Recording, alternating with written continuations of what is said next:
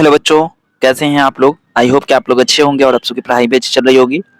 तो अभी हम लोग करने वाले हैं बिहार बोर्ड मैट्रिक परीक्षा 2025 के लिए जो बिहार बोर्ड ने मॉडल पेपर रिलीज किया है। उसके मैथ्स के पेपर को अभी हम लोग देखेंगे, ठीक है। जिसमें मैंने आप लोग को 1 से लेकर 70 तक का जो ऑब्जेक्टिव क्वेश्चन है उसको मैंने समझा दिया है। अभी हम लोग करने वाले हैं उसके आगे, यानी कि 71 नंबर क्वेश्चन जो है इसके बाद हम लोग शुरू करेंगे, ठीक है। अ, मैंने इसको बहुत ही अच्छी तरीके से समझाया हुआ है, आप देख सकते हैं, डिस्क्रिप्शन में आपको लिंक मिल जाएगा। 71 नंबर क्वेश्चन में क्या कहता है, यदि ट्रायंगल ए बी सी और ट्रायंगल पी क्यू आर समरूप है तथा एंगल ए बराबर 42 डिग्री, क्यू बराबर 84 डिग्री, तो सी बराबर क्या होगा। पहले तो ध्यान दीजिए कि ए बी सी इधर है और इधर आपका पी क्यू आर है और ये दोनों क्या है, समरूप हैं। तो समरूप जब होगा तो ए पी के बराबर हो जाएगा, बी क्यू के बराबर होगा और सी आर के बराबर होगा, ठीक। तो यहाँ ए 42 है, क्यू 84 है, तो ए 42 है और क्यू 84 है, तो बी भी 84 हो गया। तो ए 42 हो गया और बी आपका 84 हो गया। कैसे पता चला, क्योंकि बी और क्यू बराबर होगा, है ना, क्योंकि समरूप है। तो क्यू 84 है तो इसलिए बी भी 84 हो गया। अब 42 और 84 को जब जोड़ेंगे तो हमें मिलेगा 126। कितना मिलेगा, 126। मतलब दोनों को जोड़ के ए एंगल बी को जोड़ के 126 आ रहा है। तो सी कितना होगा, हमसे सी पूछा जा रहा है ना, तो 180 में से 126 घटा दीजिए। तो 180 में से जब 126 घटाइएगा कितना आएगा, घटा के देखिए इसमें कितना आता है। 180 में से 126 घटाएंगे तो 10 में 4 4, 7 में 2 गया 5, 54 डिग्री आ रहा है, ठीक है।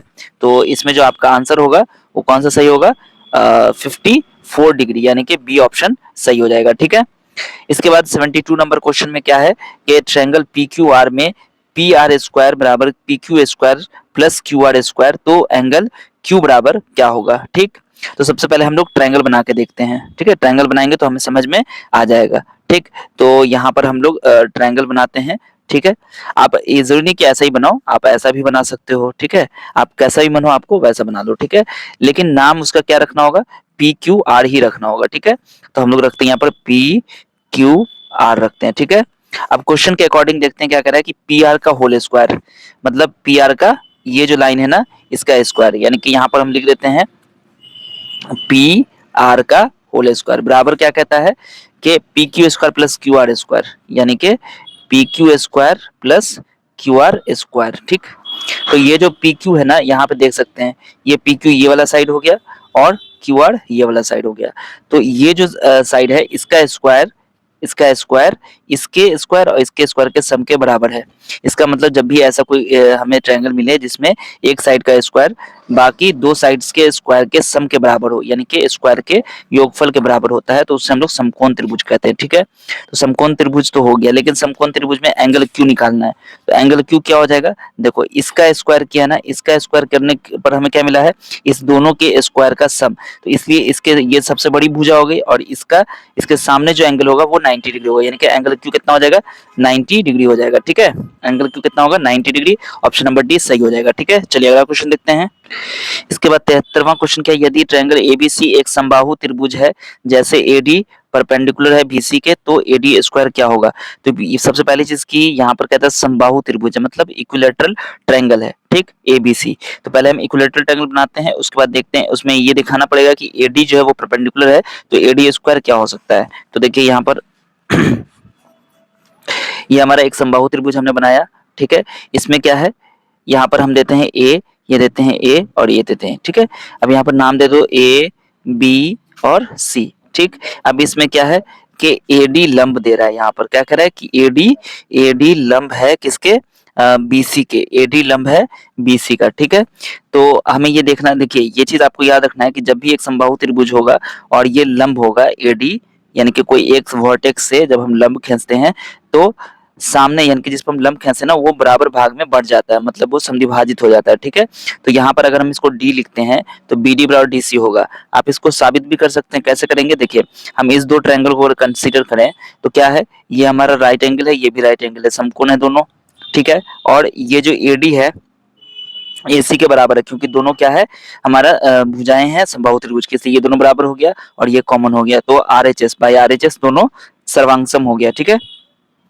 तो इसलिए ये वाली साइड इसके बराबर हो गई। ठीक, अब हमसे कह रहा है कि एडी स्क्वायर बताओ कितना होगा, तो एडी स्क्वायर बराबर हम क्या लिख सकते हैं, ए सी स्क्वायर माइनस डी सी यानी कि सी डी, कुछ भी लिख सकते हैं।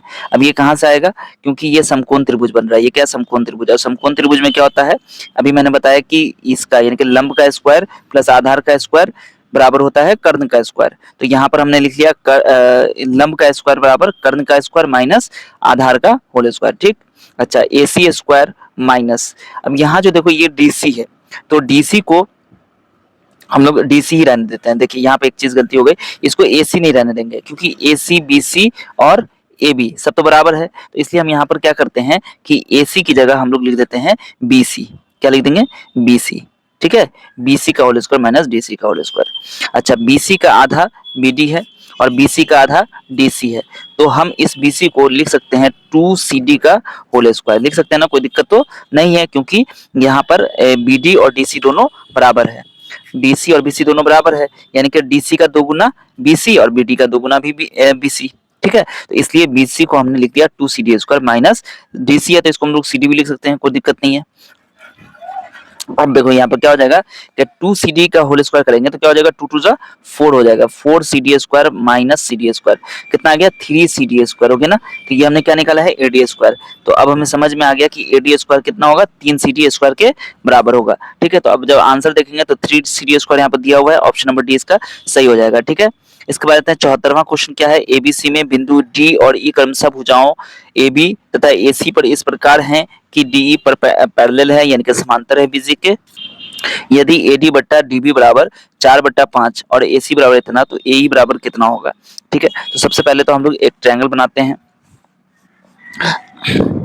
अभी हम लोगों ने एक ट्रायंगल बना लिया यहाँ पर, अब इसका नाम हम दे देते हैं ABC, ABC नाम दे दिया। अब इसमें DE पॉइंट है साइड AB, और यानी कि AB पर भी एक पॉइंट है जिसका नाम यहाँ पर D रख देते हैं, और AC पर भी एक पॉइंट है जिसका नाम E रख दिया हमने। ठीक है, और ये कहता है कि अगर हम D और E को मिला देंगे तो ये जो DE लाइन है ये BC के पैरेलल है, मतलब ये दोनों पैरेलल हो गए। ठीक है, अब आपसे कह रहा है कि अगर AD बट्टा DB इज इक्वल टू 4/5 है, तो AC और AC बराबर 18 दिया हुआ है, तो AE बराबर कितना होगा। ठीक है, देखो अभी क्या क्या है कि ये पैरेलल है। ठीक, ये पैरेलल है तो क्या हो जाएगा, ये और ये एंगल इसके बराबर हो जाएगा और ये एंगल इसके बराबर हो जाएगा, मतलब ये दोनों समरूप हो गया। अब समरूप ट्रायंगल जब हो जाता है तो समरूप ट्रायंगल में क्या कहा गया है कि दोनों की संगत भुजाएं बराबर होती हैं। ठीक है, यानी कि AD बट्टा AB बराबर AE बट्टा AC।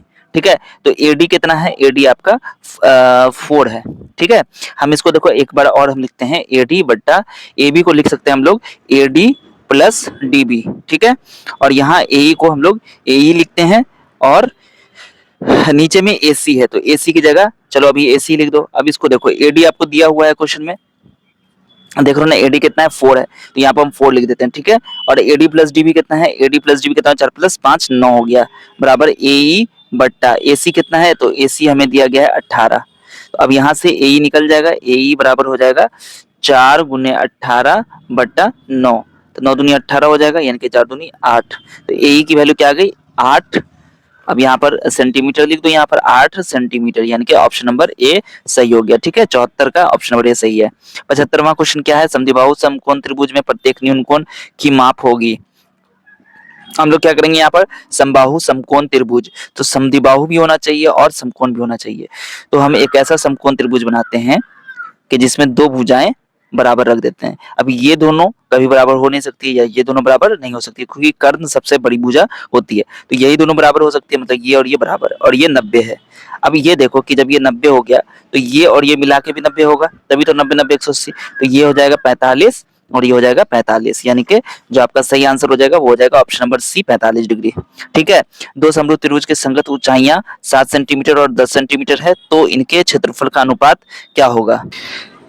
तो इसका आंसर क्या हो जाएगा, देखो इसमें आपने थ्योरम पढ़ा होगा प्रमेय 6.6, जिसको कई बार मैंने बताया हुआ है कि दो समरूप त्रिभुजों के क्षेत्रफल का अनुपात इनकी संगत भुजाओं के अनुपात के वर्ग के बराबर होता है। ठीक है, तो संगत भुजाओं या फिर संगत ऊंचाइयां, ये भी आप कह सकते हैं। ठीक है, संगत भुजाओं और संगत ऊंचाइयां। ठीक है, तो संगत ऊंचाई यहाँ पर कितना है 7 और 10 है, तो इसका रेशियो क्या होगा, इसका अनुपात क्या होगा 7/10। और इसका वर्ग करने पर क्या आएगा, तो 7×7 = 49, 10×9 = 100, इनके 49/100 आ जाएगा। तो ये हो गया क्षेत्रफल का अनुपात।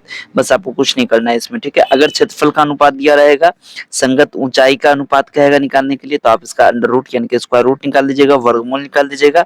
और अगर संगत भुजा या फिर संगत ऊंचाई दिया हुआ है तो उसका आप रेशियो निकाल के उसका आप स्क्वायर कर दीजिएगा। ठीक है, तो आपको क्षेत्रफल का अनुपात निकल जाएगा। ठीक है, तो क्वेश्चन नंबर 76 का जो राइट ऑप्शन हो जाएगा ऑप्शन नंबर ए।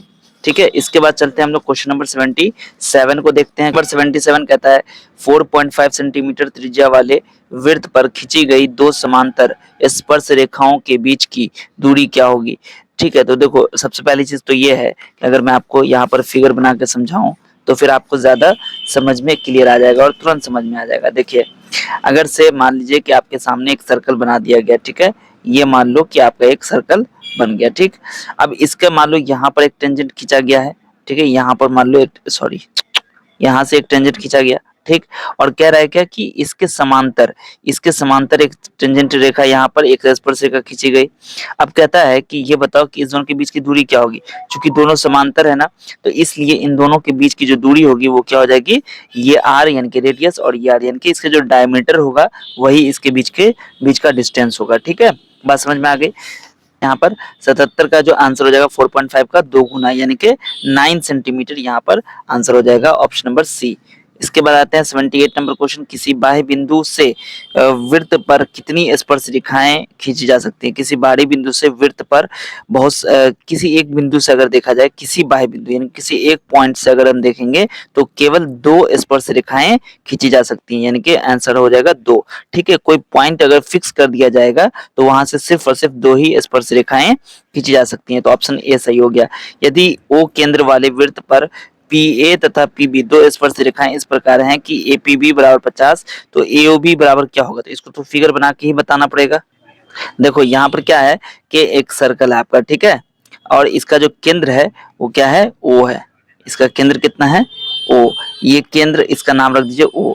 अब यहाँ पर दो स्पर्श रेखा पी ए और पी बी आपको खींचना है, तो मान लो पी यहाँ पर है। ठीक है, तो पी ए एक स्पर्श रेखा हमने खींच दिया। ठीक, और पी बी एक स्पर्श रेखा हमने खींच दिया, पी ए और पी बी हमने खींच दिया। ठीक है, अब इसके बाद कहता है ए पी बी यानी कि यहाँ से ए पी बी ये एंगल कह रहा है 50 है, तो आपसे कह रहा है कि ए ओ बी निकालो। तो ये जो होगा ना, इसको निकालने के लिए क्या करेंगे, इसको और इसको जोड़ के 180 होता है, तो 180 में से इसको माइनस कर देंगे तो ये निकल जाएगा 130। ठीक है, बात समझ में आ गई। सीधा सीधी आपको 130 में लगा देना है, 180 में से घटा के निकाल लेना है। ठीक है, यानी कि ऑप्शन नंबर डी इसका सही ऑप्शन हो जाएगा। ठीक है, इसके बाद आपका 80 नंबर क्वेश्चन क्या कहता है, दी गई आकृति में बिंदु ओ वृत्त का केंद्र है, ए बी बराबर 30 है, तो ओ बी ए का मान क्या होगा, ओ बी ए का मान। देखो ये और ये बराबर होगा। क्यों बराबर हुआ, क्योंकि ये दोनों रेडियस है, त्रिज्याएं हैं। तो जब ये दोनों साइड बराबर है तो ये एंगल और ये एंगल भी बराबर होगा। ठीक, तो ये एंगल और ये एंगल और ये एंगल तीनों मिला के 180 होगा। मतलब ये अगर 30 माइनस कर दें तो 130 में 180 में से 30 चला गया तो कितना बचा, 150, यानी कि ये दोनों जोड़ के 150 होगा और दोनों बराबर है, इसलिए ये होगा 75, ये हो गया 75, तो ऑप्शन नंबर सी इसका सही होगा। ठीक है, इसके बाद 81 नंबर क्वेश्चन में क्या कहता है, 8 सेंटीमीटर त्रिज्या वाले वृत्त के केंद्र से 17 सेंटीमीटर दूर स्थित एक बिंदु से वृत्त पर खींची गई स्पर्श रेखा की लंबाई होगी। तो ये तो निकालना पड़ेगा। चलो इसको फिगर में पहले हम बता देते हैं आपको। 8 सेंटीमीटर त्रिज्या दिया हुआ है और केंद्र से 17 सेंटीमीटर दूर एक पॉइंट है, उस पर उससे वृत्त पर एक टेंजेंट यानी कि स्पर्श रेखा खींची गई है और उसी स्पर्श रेखा की लंबाई निकालना है। मान लिया कि यहाँ पर आपके सामने एक वृत्त दे दिया, ठीक है, और इसका कोई पॉइंट है मान लो पी बाहर में। ठीक है, और ये पॉइंट के बीच की दूरी कितनी है, तो ये पॉइंट के बीच की दूरी है 17 सेंटीमीटर और ये त्रिज्या है। मान लो कि यहाँ से इसका त्रिज्या जो 8 सेंटीमीटर दिया हुआ है, ठीक है, और यहाँ से एक स्पर्श रेखा खींची गई है। मान लो ये स्पर्श रेखा खींची गई, तो ये जो स्पर्श बिंदु होगा यहाँ पे जब हम सेंटर को मिला देंगे तो ये तो लंब हो गया, और ये लंबाई हमें पता है, ये लंबाई कितनी है 8 सेंटीमीटर, क्योंकि त्रिज्या 8 सेंटीमीटर दिया हुआ है। अभी इस कोण के सामने, अभी मैंने बताया थोड़ी देर पहले कि कोण के सामने वाला जो साइड होता है, समकोण के सामने वाला, वो कर्ण होता है, यानी कि ये कर्ण हो गया और ये लंब हो गया। तो हमें आधार निकालना है, तो आधार के लिए फॉर्मूला क्या होगा, कर्ण का होल स्क्वायर मतलब 17 का होल स्क्वायर और माइनस लंब का होल स्क्वायर, यानी कि 17 का होल स्क्वायर हो जाएगा 289 और 8 का स्क्वायर हो गया 84, तो ये हो गया 225। तो इसका जो स्क्वायर रूट निकालोगे, वर्गमूल निकालो तो 15 हो जाएगा। तो इसका आंसर क्या हो जाएगा? इसका आंसर हो जाएगा 15 सेंटीमीटर, यानी कि 81 का ए नंबर सही हो जाएगा। इसके बाद आते हैं, एक घन के विकर्ण की लंबाई इतनी है तो इसका संपूर्ण पृष्ठ का क्षेत्रफल क्या होगा? तो घन का विकर्ण दे दिया घन का, तो पहले हम लोग इसका साइड निकाल लेते हैं, और साइड निकालने के बाद संपूर्ण पृष्ठ क्षेत्रफल निकल जाएगा। देखो बच्चों, मैंने फॉर्मूला बताया था, तो उसमें मैंने बताया था आप लोग को कि जो घन का विकर्ण होता है ना, घन का विकर्ण, तो घन का विकर्ण इसका जो फॉर्मूला होता है वो मैंने आप लोगों को बताया हुआ है ऑलरेडी, कि ये होता है √3 इंटू भुजा होता है, ठीक है, √3 इंटू भुजा होता है, ठीक। तो घन का विकर्ण यहाँ पे क्वेश्चन दिया हुआ है 5√3, ठीक है, बराबर हो जाएगा √3 इंटू भुजा। तो बच्चों देखो यहाँ पर ये √3 जब इधर आएगा तो ये √3 से ये √3 कट जाएगा, यानी कि भुजा कितनी निकल के आ गई? भुजा निकल के आ गई 5, ठीक है, 5 सेंटीमीटर। अब जब भुजा निकल गया तो आप इसका क्या निकाल सकते, आपको निकालना क्या? संपूर्ण पृष्ठ क्षेत्रफल, संपूर्ण पृष्ठीय क्षेत्रफल निकालना है। तो क्या होता है टोटल सरफेस एरिया का फॉर्मूला? घन के केस में यानी कि क्यूबॉइड सॉरी क्यूब के केस में 6a² होता है, मतलब 6 इंटू 5 का स्क्वायर, तो 6 इंटू 25 हो गया, मतलब 150 हो गया, 25 छक्के 150, यानी कि ऑप्शन आप देख लो इसमें से कौन सा सही होगा? ऑप्शन नंबर बी आपका सही हो जाएगा, ठीक है। तो बच्चों इसके बाद जो क्वेश्चन आता है आपका 83 नंबर क्वेश्चन, इसको हम लोग आगे वीडियो में करेंगे, ठीक है। 83 से आगे जो है आपका वो नेक्स्ट वीडियो में मैं आप लोग को समझा दूंगा, ठीक है, क्योंकि कुछ मुझे जरूरी काम आ गया, इसलिए हम वीडियो आगे नहीं कंप्लीट कर पाएंगे, ठीक है। तो आप बस इस वीडियो को फिर से देख लीजिए, अगर आपको कुछ चीज डाउट अगर है, अगर समझ में नहीं आया है, या फिर आप मुझे कमेंट में बता सकते हैं, ठीक है। चलिए, और इस वीडियो को अपने सभी दोस्तों के साथ शेयर जरूर कर दीजिएगा, जितना ज्यादा से ज्यादा हो, ठीक है। और लाइक करना अगर भूल गए तो लाइक कर दीजिएगा। मिलता हूँ फिर आपसे अगली वीडियो में, तब तक आप सब अपना अपना ध्यान रखिए। वीडियो देखने के लिए आपसे बच्चों का बहुत बहुत शुक्रिया।